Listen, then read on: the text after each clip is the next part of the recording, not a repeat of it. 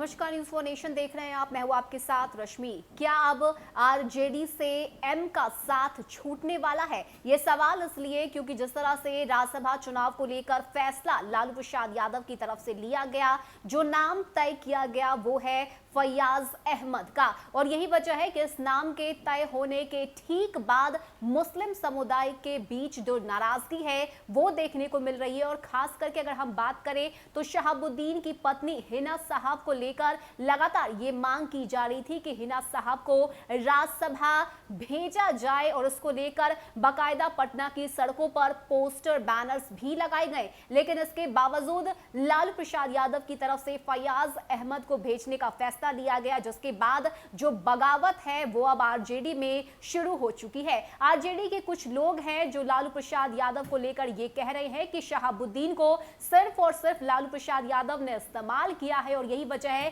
कि अब समय आ गया है कि लालू प्रसाद यादव को इसकी जो कीमत है वो चुकानी होगी। लेकिन इस बीच अब एक और जानकारी सामने आ रही है, जहां पर हिना साहब के जेडीयू में शामिल होने की जो संभावना है वो और भी ज्यादा बढ़ गई है। खास करके अगर तो उन दिनों की हम तस्वीरें बात याद करें जब दिवंगत मोहम्मद शहाबुद्दीन का निधन हुआ था, उस वक्त भी कहा यह जा रहा था कि आरजेडी के कोई लोग जो है वो परिवार के बीच नहीं पहुंचे, किसी ने जाकर ओसामा से और साथ ही साथ हिना साहब से मुलाकात नहीं की थी। और यही वजह है कि उस समय से लेकर अब तक ओसामा के परिवार, शहाबुद्दीन के परिवार और आरजेडी के बीच रिश्तों के जो अनबन है वो देखने को मिल रहे थे। और यही वजह है कि अब हिना साहब को लेकर जो बगावत है वो और भी ज्यादा तेज हो गई है। खास करके अगर हम मुस्लिम समुदाय की बात करें तो एम का जो मतलब है वो शहाबुद्दीन से ही निकाले जाते थे। सिवान में उनकी अच्छी खासी पकड़ है। मुस्लिम वोटर्स जो है वो सिर्फ और सिर्फ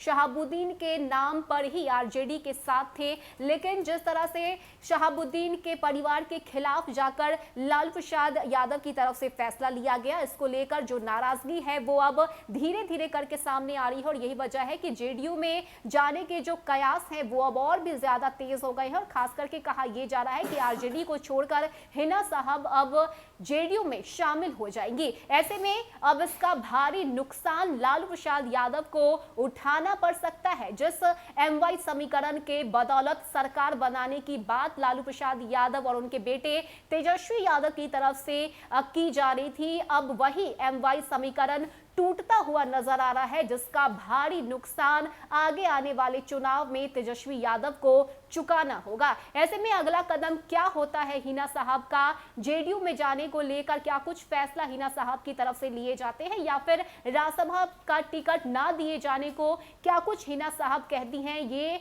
देखने वाली बात होगी। लेकिन इस वक्त जो बगावत है वो शुरू हो चुकी है और आरजेडी के भीतर ही पार्टी के कुछ ऐसे लोग हैं जो हिना साहब को लेकर जो है साथ उनके खड़े हैं और साथ ही साथ लालू प्रसाद यादव के विरोध में जो नारे हैं वो भी लगने शुरू हो चुके हैं, जिसका खामियाजा आगे आने वाले दिनों में आरजेडी को, लालू परिवार को उठाना होगा। फिलहाल इतना ही। ज्यादा अपडेट के लिए आप बने रहिए न्यूज़ फॉर नेशन के साथ। नमस्कार।